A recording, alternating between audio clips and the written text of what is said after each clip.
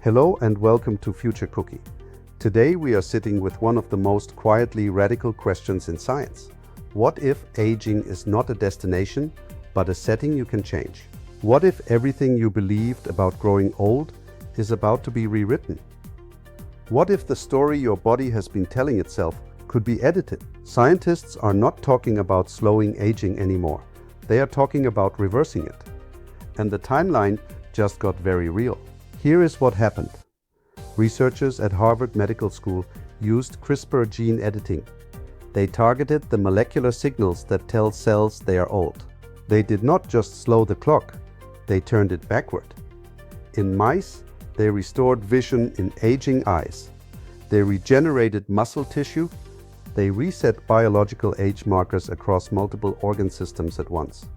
The animals did not just look younger by the numbers, they behaved younger. They moved faster. Their cells looked younger under the microscope. The scientists watching this knew they were standing at a line they had never crossed before. Now here is where the science gets precise. Precision matters when we are talking about your biology. CRISPR works like molecular scissors. Those scissors are guided by a GPS address inside your DNA. The Harvard team identified specific epigenetic switches. These are tiny chemical markers sitting on top of your genes. They control how old your cells think they are. Over time, those markers drift. They accumulate noise. That noise is a massive part of what we call aging. The breakthrough was not just editing genes, it was resetting the epigenetic program itself. Think of it this way. Your DNA is the hardware, the epigenome is the software. For the first time, scientists found a way to reinstall a younger version of the operating system. In mice, the results were not marginal, they were striking. Organs functioned better, inflammation dropped, cellular repair systems reactivated. The science does not yet prove this translates directly to humans, but the mechanism is conserved across species in ways that have researchers genuinely excited. If these stories are sparking something for you, I would love to have you subscribe. Every week, we go deeper into the technology that is quietly reshaping the world.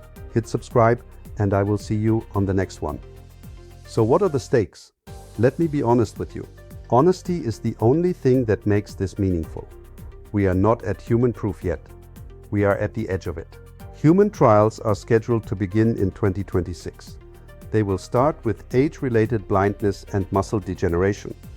Those are conditions where the risk and reward calculation makes early intervention defensible. If those trials show even partial results that mirror the mice, the entire framework of modern medicine begins to shift. We are not talking about one drug for one disease. We are talking about a platform technology, one that could address the root biological mechanism underneath dozens of age-related conditions at once. The question is not whether this changes medicine. The question is how fast, and who gets access first.